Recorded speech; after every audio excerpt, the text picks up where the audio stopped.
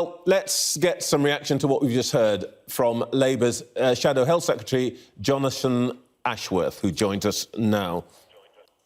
Mr Ashworth, do you think that Robert Jenrick has a case that the Chancellor and the Prime Minister they've been pinged and they basically just have to do what they're told, and it's just unfortunate?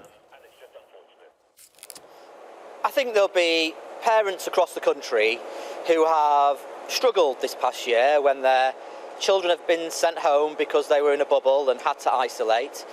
There will be workers across the country who have to isolate when pinged, including in public services like the NHS. And I think for many of them, waking up this morning to hear that there is a special rule, an exclusive rule for Boris Johnson and Rishi Sunak, they will be saying to themselves that this looks like one rule for them and something else for the rest of us. Nobody understands how you can get access to this special treatment, this special VIP lane where you don't have to isolate yourself. If it is a pilot, why can't employers apply for their workforce to be members of this pilot? Why can't schools have applied to be part of this pilot test? I really do think a lot of people are going to be looking at this and thinking, what on earth is going on? And of course, this is at a time when we need to maintain confidence in the isolation policies, because isolation, taking yourself away from society if you've been in contact with someone who's got the virus, is one of the key ways in which we break transmission. And of course, we know that infections are rising at the moment. Let's be fair here. If it were Sir Keir Starmer in number 10 and you were the Health Secretary, you would be coming on here and saying, look, the man is the Prime Minister. Of course, we have to take special steps because he runs the country and we can't have the Prime Minister inhibited from doing his job. I'm not sure how the Prime Minister joining Zoom calls from his office in the flat above Downing Street inhibits him doing his job, to be frank. He's still able to use the telephone, he's still able to use a computer, and he's still able to join a Zoom call, as lots of us have had to do in these past 16 months throughout the crisis. I think why it sticks in people's throat is that apparently there is this special system, this VIP system that somehow some people can get onto, where they can avoid isolating if they've been pinged. Now, if there is this system, then other people should be able to apply for it. Other employers should be able to apply for it and ask for their workforce to be considered. That's not the case at the moment. So it looks like for a lot of us, it is indeed one rule for them at the top and another for the rest of us. OK, well, let's just talk about the actual policy rather than the politics of this morning. There are a number of things which are in the air. For example, the proposal for test and release, a version of it supported by your former leader, Tony Blair, this morning, i.e. that people who can be tested every day, and if they're negative, they can get on with their jobs. Would you support that being applied across the population? Well, SAGE are looking at it, and I think we should wait and see for the SAGE final analysis of it. Of course, the problem with people getting pings, the problem with people being asked to isolate, is that it's a symptom of increased transmission in society. Now, we know that we've had over 50,000 cases. We know that the virus is climbing again very steeply. So what you've got to do is put measures in place to break transmission chains.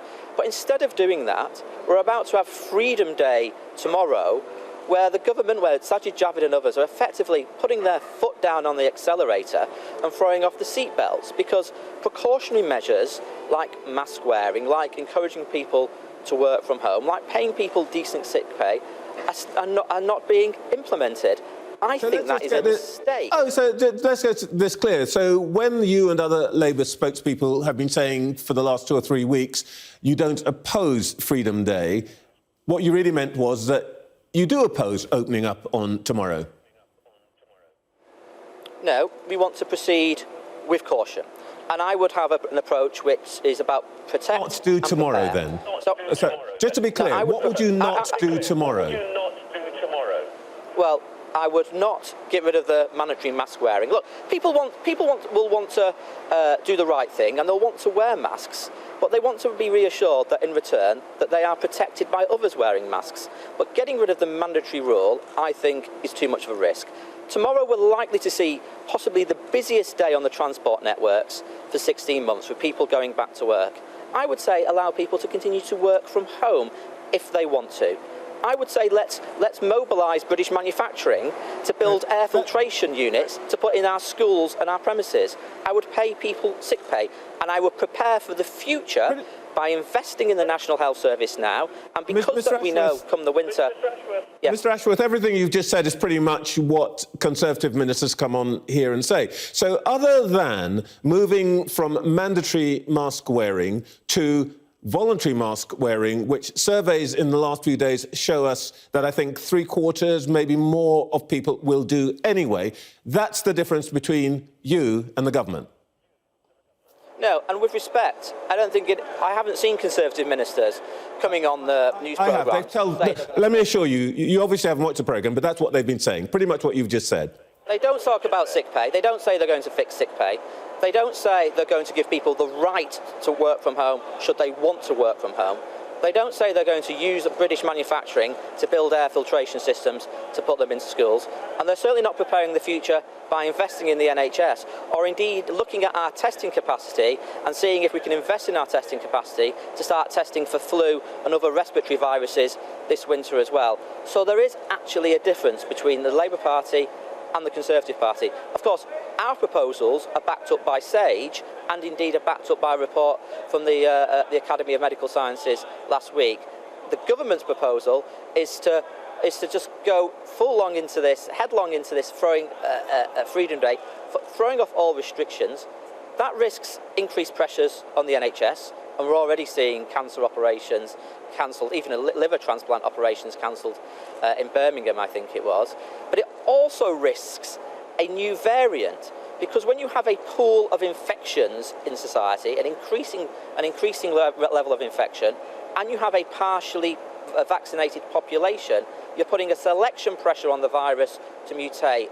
And the big risk is we could snatch defeat from the jaws of victory, if you like, and be set back, and the vicious cycle starts all over again.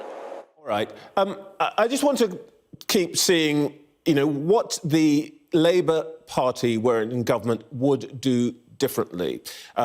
One other area of policy where you might do something different is on the pingdemic, if you like, the pingocracy.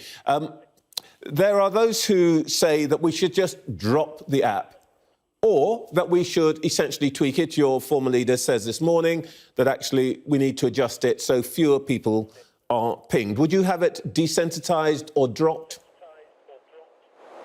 Well, again, the problem with the pinging isn't the pinging in itself. That is a symptom of transmission in society, and infection rates are increasing, which is why we would put in place those containment measures to slow the spread of the virus. And that is a material difference between us and the government.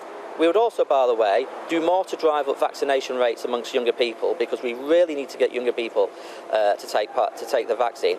And of course, we would ask, the speculation is the JCVI are not going to propose vaccination for adolescents. We're doing that in other countries, or they are doing it in other countries, in the United States, in parts of Europe and so on.